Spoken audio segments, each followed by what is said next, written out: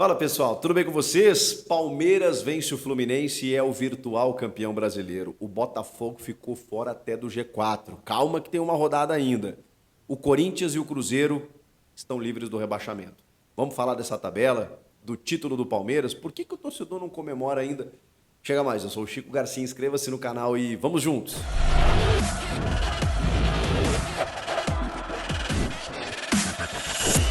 Inscreva-se no canal, estou aguardando a tua inscrição. Não custa nada, é de graça. É só apertar o botão inscrever-se. Eu posto conteúdo todos os dias e em horários alternativos, aleatórios, a qualquer hora. Você pode ser notificado pelo meu vídeo. Chega mais. Vamos falar do Palmeiras campeão brasileiro. Gente, para explicar para o torcedor, e é curioso, né? O palmeirense é desconfiado mesmo, né, cara? Os caras estão numa batida aí, ganhando tudo nos últimos 3 anos com o Abel Ferreira e não tem como não comemorar. Mas assim, eu entendo que a sacramentação, né, a confirmação, ela virá apenas na última rodada. Por quê? Porque o Palmeiras, só uma hecatombe tira esse título do Verdão. Ele tem dois perseguidores, Atlético Mineiro e Flamengo. Só que o Palmeiras, gente, tem um saldo de gols bizarro. Ele tem uma vitória a mais do que os seus dois concorrentes. Botafogo está fora da briga, Grêmio está fora da briga e o Bragantino ainda mais. Então, os postulantes agora, por quê? Porque Atlético Mineiro e Flamengo têm 66 pontos. O Palmeiras chegou a 69. Então, são 3 pontos de diferença. Ah, Chico, mas se o Palmeiras perder e os dois vencerem, bom, Atlético Mineiro e Flamengo podem ser campeões. Aí vai depender dos critérios. Não, gente, porque eles chegarão ao mesmo número de vitórias do Palmeiras. Se o Palmeiras perder o seu jogo, Flamengo e Atlético vencerem, ou um dos dois vencer, os dois chegarão, ou um dos dois chegará a 20 vitórias. E aí a gente vai para o outro critério de desempate, que é saldo de gols. O Atlético Mineiro, ele tem que tirar 8 de saldo. Bom, 8 de saldo não é algo tão difícil assim. Mas é, né, gente?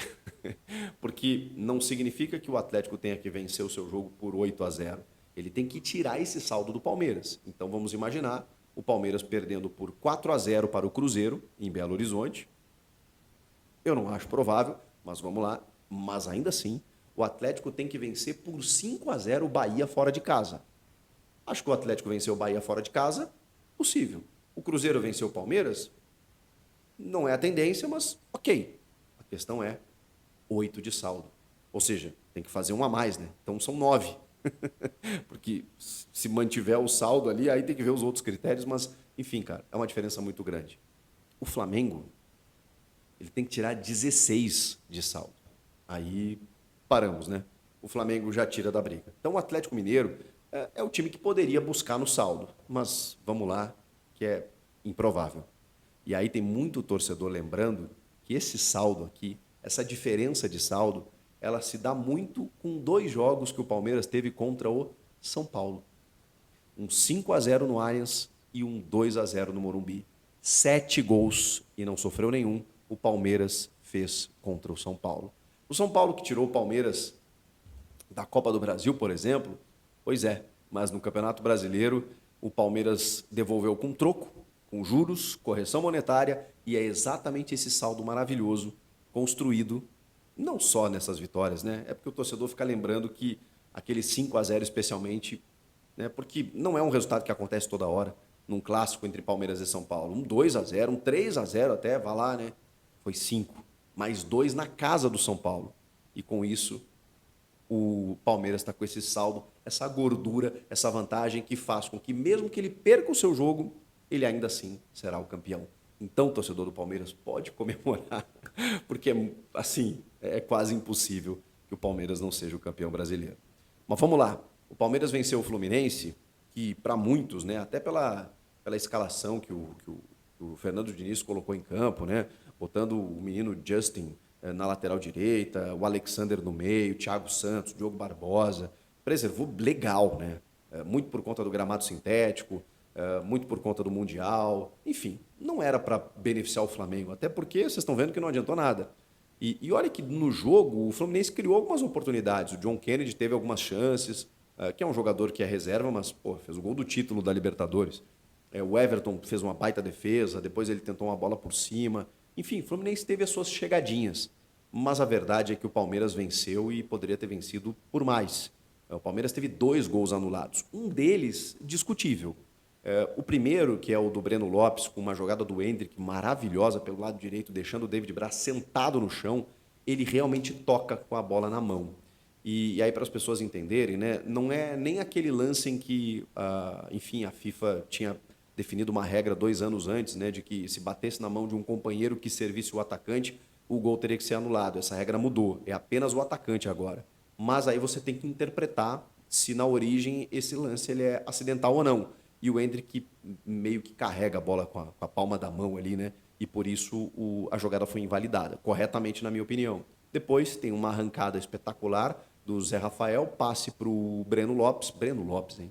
Breno Lopes, que desloca o goleiro Fábio, bom goleiro Fábio, e acaba marcando o gol da vitória. E aí depois tem um outro gol do Breno Lopes, impressionante, em que o Marcos Rocha pega uma bola na linha de fundo e cruza, e o Bandeira marca a saída de bola. As imagens que a gente teve acesso, em que a gente viu que o VAR acabou utilizando, elas não são conclusivas. Tem uma imagem que parece que a bola está ainda dentro do gramado, né? Porque se tiver um gominho, uma parte da bola colada na linha, você tem que validar o gol. Só que como o VAR não chegou a uma imagem claríssima, conclusiva do tipo, putz, não saiu, foi preciso respeitar a decisão de campo, que deu que a bola saiu. Ainda bem que não fez falta, né? Porque se fizesse, ia dar uma discussão muito grande no dia de hoje. Enfim, imagine se o Palmeiras perde um título por conta desse lance. Acho que ia dar muita discussão. Enfim, Palmeiras vence por 1-0.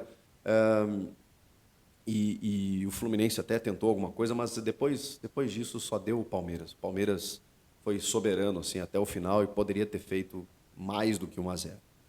Agora, a gente está tentando aqui identificar e definir, né, os caras desse título do Palmeiras. E eles são alguns, assim, a gente pode definir. Eu acho que o Endrick é um cara que simboliza muito, porque assim como no campeonato passado, ele entra na reta final e ele resolve, né? Ele bota a bola embaixo do braço, ele assume a responsabilidade e pela idade que ele tem, é muito impressionante que ele ainda faça isso, né? Tem o Breno Lopes, cara, que é um cara resgatado pelo Abel. Quando perde o Dudu, ele improvisa o Mike em determinado momento de ponta. O Arthur vem, chega bem, depois cai de produção. E ele tem os meninos que ele começa a botar aos poucos e tudo mais. E, de repente, o Breno Lopes, né, começa, perde um gol aqui e ali, é xingado pela torcida, daí ele vai lá, faz um gol, xinga a torcida, daí tem que pedir desculpa, daí tem protesto da torcida porque não veio reforços e tal. E o Breno Lopes, teoricamente, até agora, faz o gol do título brasileiro. E fez alguns gols importantes nessa reta final. E se tornou titular. E botou o Rony no banco, que até está machucado agora. Mas para vocês verem como o Abel Ferreira conseguiu tirar um coelho ou vários coelhos dessa cartola. A Leila Pereira, que foi muito criticada por não trazer reforços, agora está querendo se arvorar, dizendo que, viu só, tínhamos um plano. Não, dona Leila, você não tinha um plano. É que o seu treinador é muito bom. Ele botou um sistema de 3 zagueiros com o Marcos Rocha para manter o Mike não de ponta, mas de ala. Na ausência do Gabriel Menino, ele trouxe o Richard Rios, que foi indicação dele e que entrou muito bem no time. O Veiga voltou a jogar o futebol brilhante que ele joga. O Gustavo Gomes e o Murilo são absurdos. O Everton foi fundamental nessa reta final, inclusive pegando aquele pênalti do Tiquinho, né, naquele jogo contra o Botafogo, porque se o Tiquinho faz aquele gol, seria 4-1 e não teríamos a virada de 4-3. Fundamental o Everton. E aí tem o Breno Lopes como titular e o Endrick, que é colocado como titular, e a coisa acontece. Abel Ferreira. E mais do que isso, mais do que escolhas táticas e técnicas e questões práticas de jogo, o Abel conseguiu mostrar para esses caras que ainda dava. A mentalidade Abel Ferreira mostrou para esses caras que não dava para desistir. E é incrível o que acontece no campeonato. O Palmeiras pegou a incompetência do Botafogo, mas ele soube aproveitar. Outros times não souberam e não estão conseguindo perseguir o Palmeiras, que agora se sagra campeão brasileiro. O Atlético Mineiro venceu o São Paulo, chegou na cola, mas já falamos da possibilidade ou não de conquistar o título. Vale o mesmo para o Flamengo, que venceu o Cuiabá, despedida do Felipe Luiz, jogador maravilhoso, craque, gente fina, inteligente. Não tenho o que falar do Felipe Luiz, né? O cara terminou a carreira ovacionado no Maracanã. E aí, o Botafogo saiu do G4, gente. O Botafogo de campeão, super campeão, com 15 rodadas de antecedência, chega na penúltima, fora do G4. Só empatou com o Cruzeiro, em casa, não conseguiu vencer o Cruzeiro, 0-0. Os caras morreram, né? Os caras chegaram já sabendo da dificuldade que seria, porque mesmo se eles ganhassem, eles teriam que tirar aquele 8 de saldo do Atlético também. Então, já seria difícil ser campeão. Os caras já não ganham mais de ninguém, não conseguiram ganhar do Cruzeiro. E aí o Grêmio vencendo o Vasco da Gama em Porto Alegre, com gol do Luizito, despedida do Luizito e tudo mais. O Botafogo caiu para a quinta colocação. O Botafogo ainda pode ir para o G4, porque o Grêmio tem 65, o Botafogo tem 64. O Botafogo vencendo o Inter, por exemplo, em Porto Alegre, ele e o Grêmio não vencendo o Fluminense no Rio, o Botafogo pega essa vaga, mas não é a tendência, né? O Botafogo que não está ganhando de ninguém, ganhar do Inter, que está super bem, ganhou do Corinthians agora, fora de casa, quer terminar o ano numa boa diante da torcida, e o Botafogo não ganha de ninguém, né? Vamos partir dessa premissa. E o Grêmio tem chances, mesmo se ganhar do Fluminense, que aí sim, imagino, bem desmobilizado, né? Última rodada do Brasileiro, no Rio de Janeiro, o Grêmio fazendo essa vitória, o Grêmio já garante o G4. Então, o Grêmio tem boas chances de confirmar esse G4. E aí, lá na parte de baixo, como eu disse, o Cruzeiro escapou com esse empate, porque aí ele chega a 46 pontos, 14º, e o Bahia perdeu. O Bahia perdeu para o América Mineiro por 3-2. Mesmo que fora de casa, o Bahia jogou contra um time já rebaixado e não conseguiu vencer. Em determinado momento estava 3-1, mas aí depois o Bahia descontou e ficou 3-2. Hoje é o time a ser rebaixado, tem 41 pontos. Então ele não busca mais o Cruzeiro escapou, não busca mais o Corinthians também. Porque se ele tivesse vencido e fosse a 44, ele estaria a 3 pontos do Corinthians. E o Corinthians tem menos vitórias do que todos os seus postulantes ali. Então, se isso acontecesse, o Bahia ainda poderia buscar o Corinthians. Por isso que a gente falava que o Corinthians ainda tinha chances. Só que como o Bahia perdeu, o Vasco perdeu, o Santos perdeu, o Corinthians escapou. E o Cruzeiro, que empatou o seu jogo, também. O Corinthians deu mais sorte que juízo, né? Mesmo perdendo o seu jogo, está livre com 47 pontos, inclusive classificado para a Copa Sul-Americana do ano que vem. O Cruzeiro ainda pode perder a vaga para o Santos, né? Porque o Santos tem 43 pontos, né? Se ele fizer mais 13, ele vai a 46 e ele vai ter uma vitória a mais, desde que o Cruzeiro perca o seu jogo. Então, a única vaga que pode pintar aí, né? Essa última vaga da Sul-Americana pode ser do Cruzeiro ou do Santos.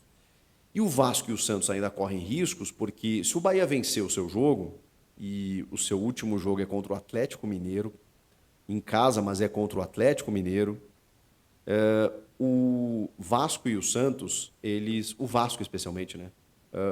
Porque se o Vasco ganhar, aí entra o Santos. Se o Santos ganhar, ou enfim, se o Vasco não ganhar, na verdade, entra o Vasco. Isso somando com a vitória do Bahia, né? O Bahia, ele precisa vencer. Ele precisa vencer e depender, né, de um resultado aqui de Santos ou Vasco para poder sair. Agora, se Santos e Vasco, que dependem apenas de si, vencerem seus jogos, o Bahia, mesmo ganhando, ele vai ser rebaixado também.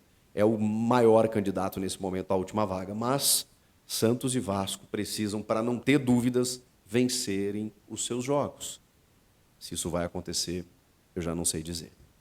O que vocês acharam dessa penúltima rodada? O campeonato está se decidindo, a gente vai ter algumas definições ainda na quarta-feira, mas já temos um campeão e já temos 2 ou 3 garantidos no G4, resta uma última vaga para a gente saber se é do Grêmio ou do Botafogo e resta o último rebaixado.